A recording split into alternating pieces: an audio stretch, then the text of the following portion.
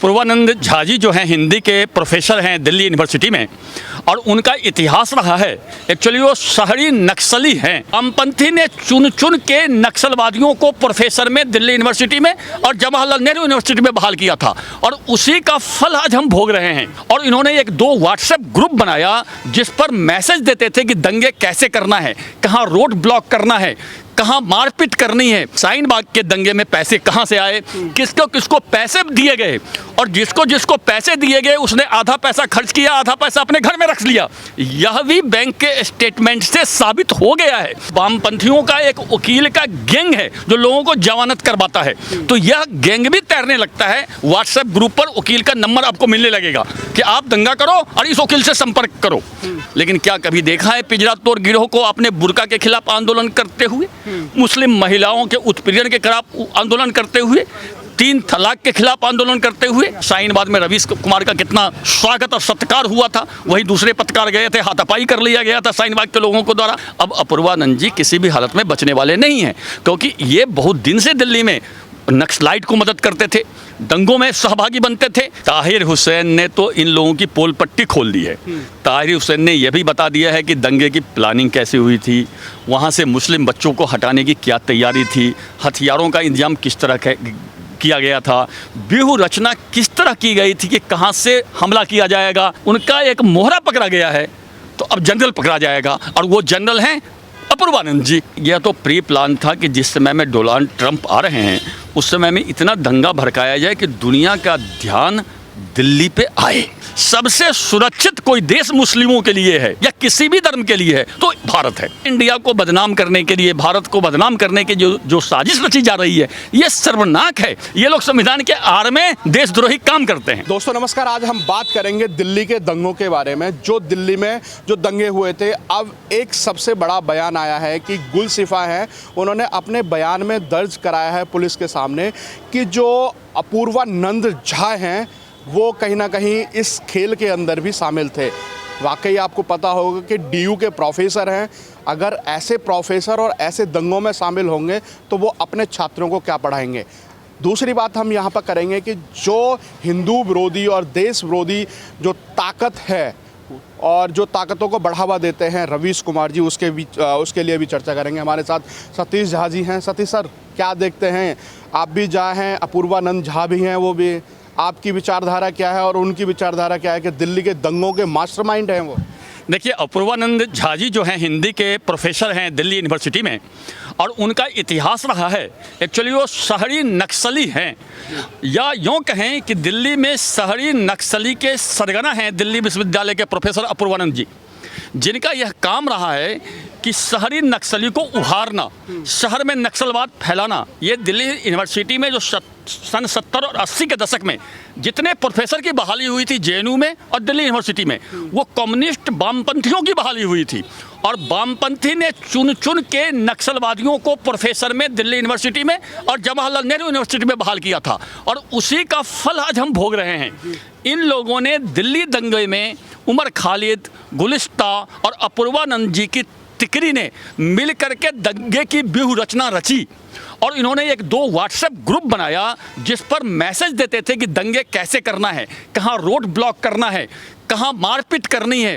और अपूर्वानंद जी ने यह भी सिखलाया कि इस दंगे को ऐसे बना के रखना है जैसे कि सेकुलर लगे दिखने में, कॉमनल न लगे। तो ये अपूर्वानंद जी का ये प्रोग्राम था। एक्चुअली मैं आपको बताऊं, जो आदमी बहुत बड़ी बड़ी किताबें रैक पर रख करके बोले, वो समझ लीजिए बौद्धिक आतंकवादी है। जो आपको किताब की धमकी देता है कि मैं बहुत पढ़ता हूं, मेरे पास बहुत ज्ञान है, एक्चुअली वो बौद्धिक आतंकवाद होता है, वो आतंकवाद फैलाता है। इसी प्रकार जो सुप्रीम कोर्ट को कोर्ट करे, संविधान को कोर्ट करे, समझिए वो संविधान विरोधी है, सुप्रीम कोर्ट विरोधी है। तो अपूर्वानंद जी वास्तव में कॉमनल आदमी हैं, लोकतंत्र विरोधी हैं, सुप्रीम कोर्ट के विरोधी हैं, और इस पूरे दंगे की व्यूह रचना अपूर्वानंद जी ने करी थी। आपने देखा होगा, आपने रवीश कुमार का नाम लिया, रवीश कुमार जी जो भी प्रोग्राम करते हैं, हालांकि उनके प्रशंसक भी देश में हैं, लेकिन वो एक तरह से ललित निबंध लिखते हैं। हम लोग चौथे पाँचवें में लिखते थे गाय पर लेख लिखो, गाय एक चौपाया प्राणी है, 4 पाँव होता है, एक मुंह होती है, 2 नाक होता है। रवीश कुमार जी का जो प्राइम टाइम होता है इसी तरह का प्रोग्राम होता है और उसमें फिक्स गेस्ट होते हैं, एक अपूर्वानंद जी और एक फैजान मुस्तफ़ा, जो उन्हीं जैसे ललित निबंध लिखते हैं। तो ये लोग देश को भड़काने का जानबूझकर काम करते हैं। अब तो यह साबित हो गया है कि शाहीन बाग के दंगे में पैसे कहाँ से आए, किसको किसको पैसे दिए गए, और जिसको जिसको पैसे दिए गए उसने आधा पैसा खर्च किया, आधा पैसा अपने घर में रख लिया। यह भी बैंक के स्टेटमेंट से साबित हो गया है। तो अपूर्वानंद जी का अब समय आ गया है कि उनको जेल के अंदर जाना होगा, वो अब बच नहीं सकते हैं। फोन तो जब्त कर लिया है उनका भी और पूरी जानकारी अभी ली जा रही है। दूसरी बात अगर हम यहाँ पर करें कि उन्होंने गुलसिफा को ये भी बोला था कि आप मेरा नाम मत लेना और जो पिंजड़ा तोड़ जो NGO है उसका भी नाम मत लेना। और उमर खालिद ने ये बयान अपने में दर्ज कराया है कि जो पैसे का लेन देन है, मेरा PFI में बहुत अच्छी पकड़ है, मैं वहाँ से पैसे की टेंशन मत लेना, आपको जो करना है वो करो। और सिर्फ इनका काम ये था कि जो महिलाएं हैं, बच्चे हैं, उनको इकट्ठा करने का था। तो ये एक साजिश किस तरह की रची जा रही थी? आपने 2-3 बात बताई। अपूर्वानंद झा जी जो दिल्ली यूनिवर्सिटी के प्रोफेसर हैं, उनका मोबाइल फ़ोन पुलिस ने जब्त कर लिया है। उससे जितने चैट हुए हैं वो सब निकल जाएंगे, पहली बात। दूसरी बात, आपने वामपंथियों के आंदोलन में एक बात गौर नहीं किया है, जो ही छोटा मोटा भी आंदोलन होगा तो 10 वकील का पैनल व्हाट्सएप ग्रुप पर तैरने लगता है कि आपको कहीं कोई दिक्कत है, इस वकील से संपर्क करें, इस वकील से संपर्क करें। ये वामपंथियों का एक वकील का गैंग है जो लोगों को जमानत करवाता है। तो यह गैंग भी तैरने लगता है व्हाट्सएप ग्रुप पर। वकील का नंबर आपको मिलने लगेगा कि आप दंगा करो और इस वकील से संपर्क करो। जहां तक उमर खालिद और PFI की संबंध की बात है, बिल्कुल उमर खालिद ने बोला था कि PFI में मेरा पूरा पैठ है और वहाँ से मैं सारे पैसे का इंतजाम करवा दूंगा, और उन्होंने पैसे का इंतजाम करवाया भी। उमर खालिद अपूर्वानंद जी को अपने पिता समान मानते हैं, अर्थात उमर खालिद जो दंगाई है वो दंगे का बाप मानता है अपूर्वानंद को। तो ये जो दंगे का दंगाई का बाप है वो अपूर्वानंद जी हैं। उमर खालिद तो उनका छोटा मोहरा है, गुलिस्ता तो छोटा मोहरा है। जहाँ तक अपने पिंजरा तोड़ गिरोह की बात करी, अब नाम से देखिए पिंजरा तोड़ ऐसे लगता है जैसे यह आज़ादी के लिए, महिलाओं के उत्पीड़न से बचाने के लिए आंदोलन करती है। लेकिन क्या कभी देखा है पिंजरा तोड़ गिरोह को आपने बुर्का के खिलाफ आंदोलन करते हुए, मुस्लिम महिलाओं के उत्पीड़न के खिलाफ आंदोलन करते हुए, 3 तलाक के खिलाफ आंदोलन करते हुए? आपने पिंजरा तोड़ गिरोह को कभी नहीं देखा होगा। पिंजरा तोड़ गिरोह वास्तव में एक कॉमनल गिरोह है जो हिंदू को बदनाम करने की साजिश रचता है। महिलाओं का इंकलाब आएगा, इस तरह के ग्रुप बनाए गए। और सबसे बड़ी बात है कि जो रवीश कुमार हैं, इनके शो में वो अपूर्वानंद झा साहब आते हैं, जैसे आप हमारे गेस्ट हैं, उनके यहाँ पर वो गेस्ट आते हैं और वो कहीं ना कहीं समाज के उत्थान की भी बात करते हैं, और जैसा रवीश कुमार कहते हैं। तो इससे तो साफ साफ दर्शाता है कि कैसे समाज के उत्थान की बात करते होंगे। ये आपने पिंजरा तोड़ गिरोह या इस तरह के जो भी गिरोह हैं, जब फर्स्ट ईयर में दिल्ली यूनिवर्सिटी में बच्चे जाते हैं तो उनके बीच में पैठ बनाने के लिए वो उनको एक नारा देते हैं, हम बराबर हैं, हॉस्टल का गेट सारा रात खुलना चाहिए जैसे लड़कों का खुलता है। तो होता क्या है, नए नए बच्चों को यह बात बड़ी पसंद आती है कि बात तो सही कह रहा है, इससे वो अपनी पैठ बनाते हैं। इसके बाद वो अपने असली मुद्दे पे आते हैं। और जहाँ तक रवीश कुमार जी ने बात किया, आपने देखा होगा शाहीन बाग में रवीश कुमार का कितना स्वागत और सत्कार हुआ था। वही दूसरे पत्रकार गए थे, हाथापाई कर लिया गया था शाहीन बाग के लोगों को द्वारा। तो रवीश कुमार का तो चरित्र और चेहरा अब देश में उजागर हो गया है। और अपूर्वानंद जी का मोबाइल जब से जब्त हुआ है, उनकी सारी चैटिंग पुलिस के पास आ रही है। अब अपूर्वानंद जी किसी भी हालत में बचने वाले नहीं हैं, क्योंकि ये बहुत दिन से दिल्ली में नक्सलाइट को मदद करते थे, दंगों में सहभागी बनते थे। वो सारी पोल पट्टी अब इनकी खुल गई है। और पिंजरा तोड़ गिरोह हो, चाहे अपूर्वानंद जी हो, चाहे वो गुलिस्ता हो, चाहे सफूरा जरगर हो, ये सारे अब अंदर मिलेंगे। आपको बहुत कम दिनों की बात है, इन पर मुकदमा चलेगा, चार्जशीट होगा, और जो ही कोर्ट का निर्णय आएगा ये सब जेल में आपको मिलेंगे और देश में शांति का माहौल तभी कायम होगा। अच्छा, सबसे बड़ी बात है कि जो इसके सबसे बड़े मास्टरमाइंड थे ताहिर हुसैन, वो भी जेल के अंदर हैं। उन्होंने अपने बयानों में बहुत बड़े बड़े खुलासे किए हैं, उसको लेकर के आप क्या कहते हैं? ताहिर हुसैन ने तो इन लोगों की पोल पट्टी खोल दी है। ताहिर हुसैन ने यह भी बता दिया है कि दंगे की प्लानिंग कैसे हुई थी, वहाँ से मुस्लिम बच्चों को हटाने की क्या तैयारी थी, हथियारों का इंतजाम किस तरह किया गया था, व्यूह रचना किस तरह की गई थी कि कहाँ से हमला किया जाएगा, कहाँ से बचाव किया जाएगा और कौन कौन इसमें संलिप्त थे, ताहिर हुसैन ने यह सारी बातें पुलिस को बता दी है। इसके बाद ही अपूर्वानंद जी, उमर खालिद या गुलस्ता को पूछताछ के दायरे में लाया गया है। एक्चुअली ताहिर हुसैन ने इन लोगों का नाम लिया है और पीएफआई का नाम भी ताहिर हुसैन ने लिया है। पैसा कहाँ से आया है ये भी ताहिर हुसैन ने बताया है। तो ताहिर हुसैन ये एक मोहरा था। ताहिर हुसैन को आप मास्टरमाइंड मत बोलिए। ताहिर हुसैन इतना अक्लमंद आदमी नहीं था। अक्लमंद आदमी तो अपूर्वानंद झा जी हैं, जिन्होंने एक व्यूहरचना रची थी। ताहिर हुसैन उनका छोटा सा करिंदा था जो कि फ्रंट पे था। फ्रंट लाइन पे जो सेना लड़ती है वो ताहिर हुसैन था। इसको जो कैप्टन था वो अपूर्वानंद जी थे। तो इसलिए जब उनका एक मोहरा पकड़ा गया है तो अब जनरल पकड़ा जाएगा और वो जनरल हैं अपूर्वानंद जी, वो पकड़े जाएंगे। अच्छा, सबसे बड़ी बात अगर हम यहाँ पर करें कि जिस तरीके से मनीष सिसोदिया ने भी बोला था कि शाहीन बाग के हम साथ खड़े हैं, अगर इस तरीके का जो पर्दाफाश हो रहा है और दिल्ली को दहलाने की कोशिश की गई उस समय जिस समय हमारे देश में अमेरिका के राष्ट्रपति डोनाल्ड ट्रंप आए हुए थे, तो क्या लगता है कि ये यहाँ पर पूरे देश में मुस्लिमों के खिलाफ, मतलब जो सरकार है वो मुस्लिमों को खिलाफ दिखाना चाहते थे कि सरकार इनको मुस्लिमों के लिए प्रताड़ित करती है? देखिए, यह तो प्री प्लान था कि जिस समय में डोनाल्ड ट्रंप आ रहे हैं उस समय में इतना दंगा भड़काया जाए कि दुनिया का ध्यान दिल्ली पे आए कि यहाँ पर मुसलमानों का उत्पीड़न हो रहा है। वास्तविकता क्या है? वास्तविकता यह है कि दुनिया में सबसे सुरक्षित कोई देश मुस्लिमों के लिए है या किसी भी धर्म के लिए है तो भारत है।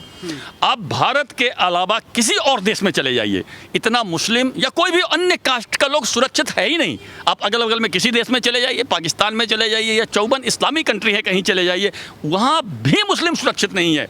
आपने देखा होगा सीरिया लीजिए, मिस्र लीजिए, लेबनान लीजिए, ईरान लीजिए, इराक लीजिए, अफगानिस्तान लीजिए, कहाँ मुस्लिम सुरक्षित है? बात हम लेबनान की करें तो अब तो वहाँ पर जो राष्ट्रपति उन्होंने इस्तीफा भी दे दिया। वो तो बेरूत में बम ब्लास्ट हुआ, वही मैं बता रहा हूँ, वो लोग अपने खुद ही बम ब्लास्ट कर रहे हैं। तो मुसलमान दुनिया में यदि कहीं सुरक्षित है सिर्फ इंडिया में सुरक्षित है।